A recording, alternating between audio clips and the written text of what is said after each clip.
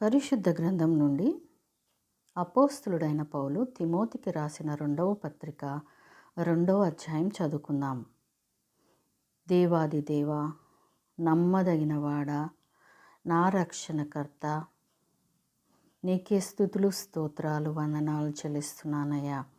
ఇదిగో తండ్రి, నీ వాక్యం చదువుటకు తండ్రి నన్ను నీవు వాడుకుంటున్న తీరుకై నీకు మహిమ చెల్లిస్తూ, ఈ సమయంలో వింటున్న ప్రతి ఒక్క బిడ్డని జ్ఞాపకం చేసుకోమని, వారి హృదయ వాంఛలను తీర్చుమని, యందు బలపడుతూ ముందుకు సాగుటకు నీ కృపను అనుగ్రహించమని యేసయ్య పరిశుద్ధ నామం నడి వేడుకుంటున్నాను మా తండ్రి, ఆమేన్.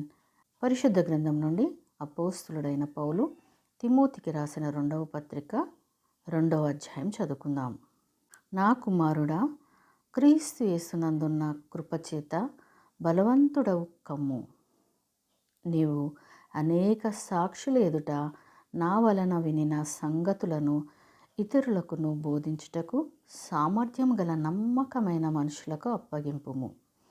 క్రీస్తు యేసు యొక్క మంచి సైనికుని వలె నాతో కూడా శ్రమను అనుభవించుము.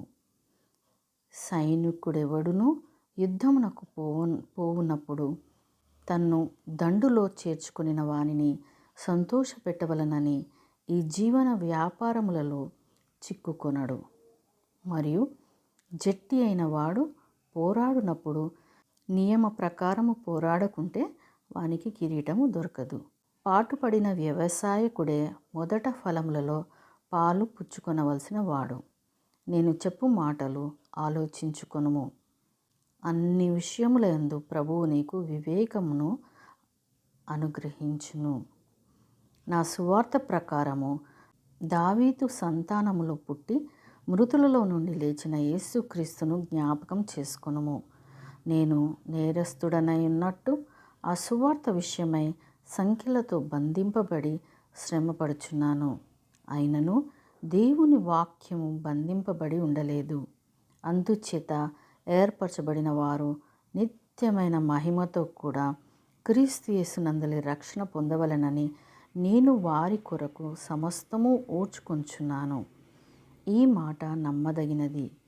ఏదనగా మనం ఆయనతో కూడా చనిపోయిన వారమైతే ఆయనతో కూడా బ్రతుకుదుము, సహించిన వారమైతే ఆయనతో కూడా ఏలుదుము. ఆయనను ఎరుగమంటే మనలను ఆయన ఎరుగనన్ను. మనము నమ్మదగని వారమైనను ఆయన నమ్మదగిన వాడుగా ఉండును. ఆయన తన స్వభావమునకు విరోధముగా ఏదియూ చేయలేడు. వినువారిని చెరుపుటకే గాని మరి దేనికిని పనికిరాని మాటలను గూర్చి వాదం పెట్టుకొనవద్దని ప్రభువు ఎదుట వారికి సాక్ష్యం ఇచ్చుచు ఈ సంగతులను వారికి జ్ఞాపకం చేయుము. దేవుని ఎదుట యోగ్యునిగాను సిగ్గుపడనక్కర్లేని పనివానిగాను సత్యవాక్యమును సరిగా ఉపదేశించువానిగా నిన్ను నీవే దేవునికి కనపరుచుకొనుటకు జాగ్రత్త పడుము.